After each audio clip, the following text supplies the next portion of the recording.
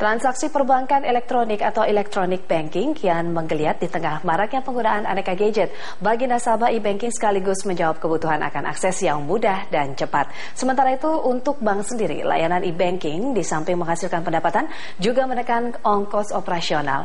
Lalu bagaimana prospek layanan e-banking di tahun mendatang? Kita akan membahasnya bersama Vice President ATM Business Bank Mandiri TBK, Fajar Ari Setiawan. Ya Pak, selamat datang di Market Corner. Pak, kita melihat ini artinya pasar dari electronic banking ini cukup besar.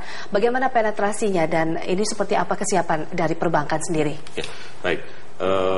Kalau kita lihat beberapa tahun terakhir, 3 tahun terakhir, bank sangat agresif sekali mengeluarkan inovasi-inovasi terkait electronic banking, layanan electronic banking. Ini tidak lepas dari pasar yang cukup besar di layanan electronic banking sampai tahun kemarin 2014 itu tidak kurang dari volumenya ya, tidak kurang dari kurang lebih 7.000 triliun transaksi volume 7.000, oke, baik. Volume. Jadi terus kemudian ke depan kita juga yakin pertumbuhan ini akan terus bertambah seiring dengan satu tingkat literasi masyarakat terkait gadget elektronik dan sebagainya. Kemudian penetrasi internet juga terus meningkat. Jadi pasti bank-bank akan compete fokus untuk mengembangkan layanan elektronik bankingnya. Dari data yang Bapak katakan tadi Pak Fajar, artinya dari pengguna layanan perbankan artinya lebih banyak 90% menggunakan e-banking begitu ya? Saat ini di Bank Mandiri sendiri, mungkin di bank-bank yang setingkat dengan Bank Mandiri, bank-bank besar, 90% transaksi itu melalui elektronik banking. Ada ATM, edisi, mobile dan internet. Memang sekarang yang komposisi paling besar masih di sisi ATM, tapi mobile internet ini yang mempunyai pertumbuhan paling agresif dalam 3 tahun terakhir ini. Lalu untuk kesiapan sendiri Pak, pengadaan mungkin sarana prasarana atau mungkin terkait dari undang-undang dan peraturannya seperti apa? Jadi kalau dari sisi tersebut, bank-bank pasti akan fokus ke layanan elektronik banking yang secara operasional maupun secara investasi jauh lebih efisien dibanding. Jadi bank-bank masih akan mulai inovasi itu di situ seperti mobile dan internet, dia akan fokus di sana karena selain pertumbuhan di masyarakat ke arah sana, kemudian dari sisi operasional cost dan dari sisi investasi yang diperlukan jauh lebih murah daripada ATM, daripada edisi dan sebagainya. Baik. Pak Fajar, kalau kita lihat kita akan menelaah operasional begitu ya, lalu lintas transaksi akan seperti apa bagi perbankan begitu? Untuk turning income-nya sendiri atau mungkin dari perputaran dana seperti apa? Jadi perputaran dana pasti akan tumbuh. 3 hal yang bank-bank, kenapa bank-bank fokus ke electronic banking? Kalau terkait yang Ibu sampaikan tadi, ada 3 hal. Yang jelas dengan besarnya transaksi di electronic banking, berarti perputaran uang kan ada di situ. Dan uang yang berputar di situ uang dengan dana murah, kosnya murah karena sosnya saving sama giro, udah pasti itu. Jadi perputaran di situ. Terus kemudian kedua, bank-bank sangat pengen melakukan efisiensi terhadap operasional dan transaksinya. Jadi kalau kita kembali ke yang kita punya konvensional transaksi melalui cabang, itu kan untuk efisiensi, untuk kos membangun cabang sangat besar, sehingga beralih ke ATM. Cuma ATM kita masih perlu investasi secara fisik, kita beli ATM ya, kemudian masuk ke mobile dan internet yang menurut bank sangat efisien karena kita nggak perlu beli ATM-nya, nggak perlu HP-nya udah punyanya customer, kita tinggal pengembangan aplikasi sisi banknya. Kita yakin, kita pastikan bahwa fitur-fitur transaksi ada semua di mobile, di internet dan electronic banking lainnya.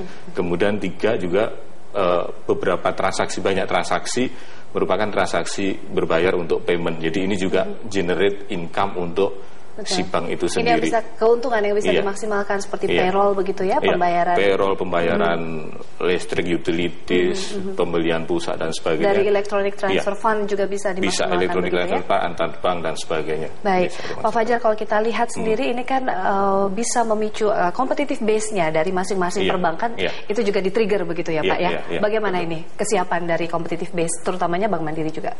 Yang jelas Bank Mandiri tetap akan mengembangkan pengembangan investasi di elektronik banking. Ini dari segi bank pemerintah ya Pak ya? Dari segi bank pemerintah. Kalau kita lihat memang, kalau kita lihat paling gampang kompetitifnya pasti akan masih berkutat di bank-bank yang besar, baik bank pemerintah maupun bank swasta. Paling gampang kalau kita jalan, Ibu akan nemuin ATM, pasti yang paling gampang ditemuin adalah ATM beberapa bank besar tersebut.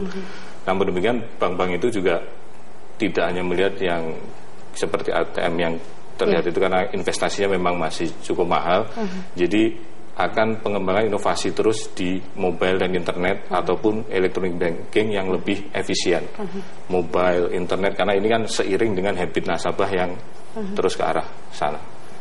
Tantangannya sendiri Pak, ini mungkin kepercayaan masyarakat juga akan diutamakan di situ ya. Betul. Terkait dari pengadaan prasarana fasilitas. Seperti apa Pak Fajar? Ya, jadi salah satu tantangan yang mungkin perbankan sekarang terus lakukan perbaikan, ada salah satunya adalah persepsi masyarakat terkait keamanan bertransaksi elektronik. Artinya mungkin, ini memicu literasi masyarakat juga, penyerapan dari literasi ya? Betul. Nah, untuk itu kami terus melakukan satu penguatan di electronic banking ini dari sisi security isunya, selalu dengan aplikasi yang paling update, kemudian hardware-nya pun juga yang paling update terkait dari sisi security device-nya juga. Baik, tahan dulu Pak Fajar, kita lanjutkan nanti di segmen berikutnya. Kita akan membahas lebih dalam mengenai manajemen risiko bagi customer sendiri, bagi nasabah ya.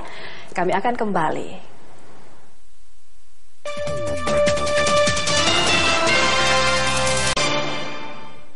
Pemirsa, kita lanjutkan dialog bersama Pak Fajar Aristiawan. Beliau adalah VP ATM Bisnis Bank Mandiri. Begini Pak, kalau kita lihat sebenarnya kan hal krusial begitu ya, yang mungkin didapat masyarakat terkait dari kejahatan perbankan, utamanya adalah e-banking begitu ya Pak ya. Kita memberikan awareness begitu, seperti apa Pak kejahatan yang sekarang ini sedang menjadi tren begitu? Jadi kalau kejahatan itu kan terkait dengan risiko yang ada terkait dengan perkembangan elektronik banking. Jadi kami dari Bank Mandiri selalu meningkatkan update baik dari sisi aplikasi maupun fisik. Kalau memang yang elektronik banking terkait fisik seperti ATM, untuk keamanan customer kita. Jadi kalau kayak terakhir-terakhir mungkin pernah dengar yang namanya skimming, phishing, harvesting dan sebagainya. Jadi contohnya kayak yang phishing, kita selalu mengupdate fisik ATM kita dengan ATM yang terbaru gitu. Termasuk di situ alat anti skimmingnya, sehingga untuk meminimalisir bahkan mengenolkan kemungkinan fraudster, penjahat untuk melakukan kejahatan perbankan kepada customer kita. Jadi terus kemudian di sisi aplikasi kita juga melakukan update terhadap aplikasi-aplikasi security terkini sehingga bisa compete dengan perkembangan, karena kan kejahatan juga berkembang nih, teknologinya kita juga harus ikutin itu.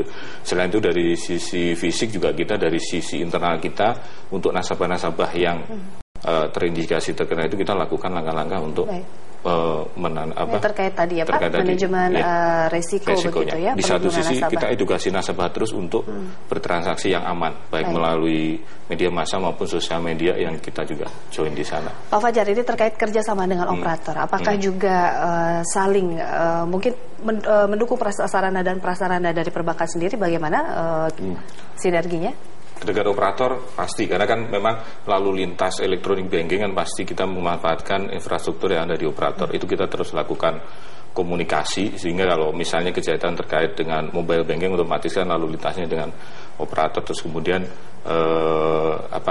penyelesaiannya itu kita juga koordinasi dengan, tidak selalu dengan operator, bisa juga cukup dengan internal kita. Artinya untuk eskalasi penyelesaian dari internal juga begitu ya Pak ya. Artinya ketika ada uang nasabah mungkin yang dihack atau seperti apa dalam kejahatan yang ada begitu. Secara internal kita punya mekanismenya. Kita ada call center kita 14.000 atau Mandiri Care. Jadi di situ pasti kita pasti bantu, kita pasti solve problem nasabah terkait apa dia menjadi korban kejahatan perbankan. Di situ ada step-stepnya yang kita lakukan. Sebisa mungkin kita akan mengeliminir kerugian yang diderita oleh nasabah. Jadi langkah-langkah itu kita terus lakukan, dan selain itu preventif pasti. Jadi berarti device kita, keamanan kita selalu tingkatkan, baik fisik maupun non fisiknya. Ya, prospek bisnis ke depannya Pak untuk layanan internet banking seperti apa Pak Fajar? Yang jelas pasti meningkat. Cuman internet banking kita mungkin lebih ke mobile banking. Betul. Karena gini, sekarang orang bisa mengakses internet tidak hanya dengan laptop, dengan komputer dari rumah, tapi lebih banyak sekarang dengan gadget handphone. Ya? Nah, jadi di situ kita combine transaksi internet itu juga dengan mobile banking lebih. Jadi pertumbuhan mobile banking itu sehingga 3 tahun terakhir kalau kita lihat pertumbuhan mobile banking itu jauh lebih tinggi di atas internet banking itu sendiri. Karena orang device-nya movable, terus sangat mudah dibawa kemana-mana, aksesnya mudah, operator udah dengan mengeluarkan banyak paket-paket data yang memudahkan nasabah untuk menggunakan aplikasi mobile banking. Terakhir ini Pak, hambatan terbesar terkait dari pertumbuhan begitu ya, atau pengembangan dari electronic banking begitu, seperti apa Pak? Ya, yang jelas satu, kalau electronic banking satu dari nilai investasi memang besar, sehingga bank-bank berinovasi untuk ke arah electronic banking dengan investasi yang nggak terlalu besar, yang non fisik berarti kan gitu. Kalau tadi kan ATM besar, jadi berpindah ke mobile, internet, SMS, e-cash dan sebagainya. Kemudian kedua adalah kita harus meyakinkan persepsi di masyarakat bahwa transaksi melalui electronic banking itu sangat aman, sangat secure, dan aksesnya mudah di satu sisi. Itu edukasi terus kita lakukan, sehingga dua hal ini saling mendukung untuk pertumbuhan electronic banking. Baik, terima kasih Pak Fajar telah hadir di Dialog Market Corner. Pemirsa, demikian dialog kita pagi ini. Kami punya informasi mengenai lelang tembakau tersibuk yang digelar di negara bagian Kentucky, Amerika Serikat, telah menjadi bagian dari masa lalu. Kami akan kembali dengan informasinya setelah jeda.